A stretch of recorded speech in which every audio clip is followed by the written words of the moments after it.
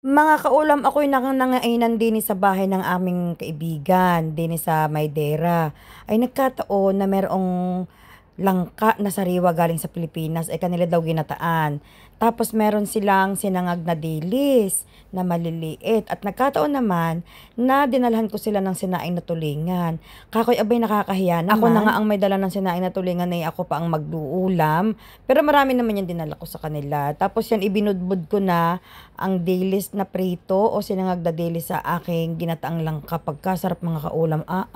Mahigpit ang sarap dahil ang pinampaasim nila mga kaulam ay kalamyas na tuyo doon sa ginataang langka. Pagkakainam ng lasa ay hindi makabuwelo sa kaulam ng subo at gawa ng nahunta. Ito gang puro taga sa amin mga kaulam ang aming pinuntahan. Ito ay pamilya ng aking pinaka BFF sa Pilipinas. Siyempre mga kaulam, pagka BFF mo, kailangan kilala mo ang buong pamilya nila. Ay, napakababait namang mga bata. Diyos ko po, tinanin yung tulingan. Talagang yan pinakasariwang tulingan na nabili ko't aking isinaing. Kakoy dadalhan ko't mga sabik na sabik naman sa lutong laiya. Ay kainaman ang aming huntahan, tawarin. Ay yung ganamang minsan-minsan magpangita sa loob ng isang taon. Minsan nga nakakalipas ang isang taon ay hindi kami nagkikita-kita kahit malalapit lamang ang aming lugar. Dahil kami ay pare-parehas na busy.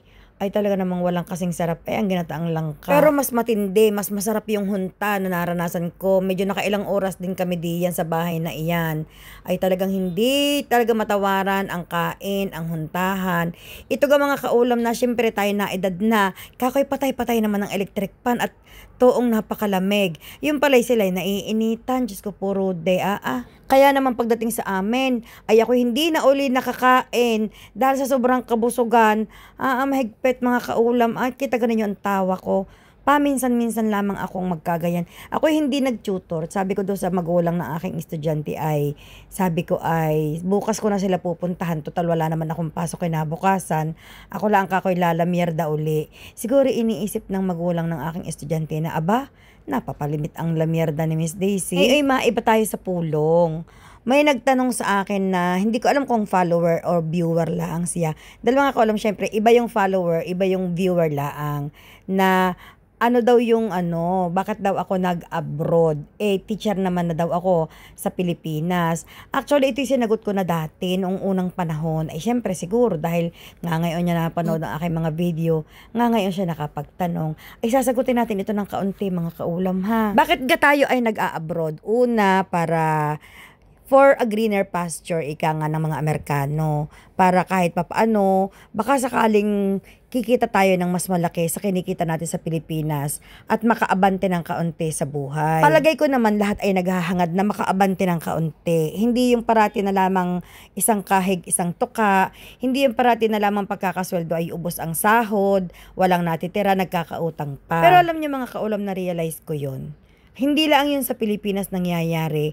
Yung pagkakasahod ay ubos, nagkakautang pa, yun ay talagang nangyayari din sa mga maraming OFW dito sa ibang bansa. Bakit? Dahil pag nag-abroad ng isang tao, mataas na expectation ng pamilya, iaasa ng lahat sa nasa abroad. So, anong nangyayari? Itong nasa abroad, hindi makatanggi. Kaya, ibibigay ang lahat ng sahod hanggang sa nakakapangutang pa. Sa aking sarili naman at sarili kong karanasan, ako'y nag-abroad nga, sabi ko nga sa inyo, para makaabante ng kaunti. Para makatulong-tulong naman sa pamilya. Lalo tigit sa aking magulang, mga kaulam. Dahil, nung panahon nag-abroad ako, papunta na sila sa pagtanda, mga kaulam. Parang inisip ko na, nag-advance thinking na ako na ang mga magulang ko papunta na sa pagtanda. Hindi na nila kayang gawin yung trabahong dati nilang ginagawa dahil nga iba na yung sitwasyon ng katawan nila. Tapos naisip ko na kailangan kong kumilos para kahit kung sa mga panahong hindi na nila kaya, ako na, kakayanin ko na. O kahit papaano, makakatulong ako sa mga panahon. At hindi naman nga talaga ako mga kaulam nagkamali sa aking inisip. Dahil ang utak ko, nung umalis ako sa Pilipinas mga kaulam, ay nakafocus talaga. Nakafocus na baguhin ang aking buhay. Nakafocus na tumulong sa aking pamilya. Nakafocus na mag-impok para sa kinabukasan. Ginawa ko ang lahat mga kaulam simula sa pinakamaliit na sahod dito sa Dubai. Ginawa ko ang lahat ng part-time kahit na may trabaho na ako. Naglilinis ako ng bahay ng ibang tao, nagtututor ako ng mga bata, nagpa-part-time pa rin ako kapag day off. Hindi ako kailanman nakaranas ng full day off na nakahiga, ng full day off na naglalamierda at naglalakwatsa. Bihira siguro sa buhay kong maranasan yon. Parati akong may part-time, parati akong naglilinis ng bahay ng ibang tao para kumita ng at least man laang mga kaulam ay pangkain ko. Yun man laang pangkain ko mga kaulam at pamasahe ko papunta sa trabaho ay hindi ko nababawasin sa aking sahod. Para sa akin malaking tulong na yun sa akin. Para yung sasahurin ko ay maiibigay ko sa aking magulang. Hindi agad ako nagturo pagdating dito sa Dubai dahil pinanghinaan ako ng loob. Dahil sinabi nila na sa Dubai daw, hindi daw natanggap ng Filipino na teacher. So okay, pinanghinaan agad ng loob mga kaulam noon. Tapos noon, pahirapan talaga dito sa visa. Kailangan magkaroon ka kaagad ng employment visa. Kaya ang mga Pilipino napunta dito, kahit hindi nila linya, kahit hindi nila graduate sa linya na yon, tinatanggap at ginagrab na nila ang sahod. Para lang ang trabaho, para lang sila magkaroon ng visa. Dahil napakamahal mga kaulam na mag-exit at bumili ng bagong visa noong mga panahong Sabi ko, magtatrabaho muna ako kahit ano and along the way, tsaka na ulit ako mag-a-apply bilang teacher. Hindi naman kako mahirap balikan ang aking profesyon.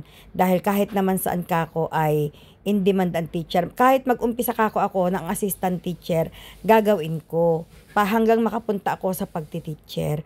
Mga kaulam, hindi ako nabigo sa aking mga iniisip noon. Hindi rin ako nabigo sa aking mga pinaplano noon. Na-realize ko talaga na kung ano yung hangad ng puso mo, kung ano yung gusto mo mangyari sa iyong sarili, mangyayari talaga kapag ifinokus mo lang ang utak mo para doon. Kapag ifinokus mo lamang kung ano ang gusto mo sa buhay.